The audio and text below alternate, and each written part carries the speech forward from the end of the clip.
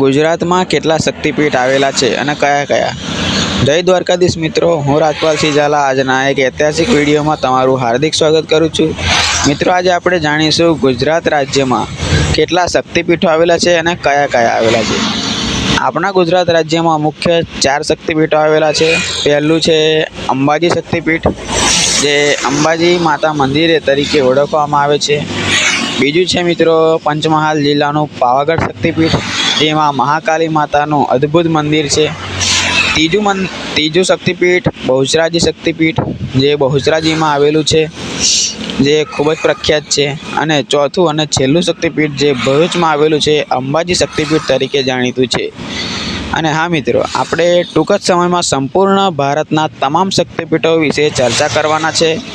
તો આ ચેનલ ઉપર વિડીયો ખૂબ જ સમયમાં આવી જશે.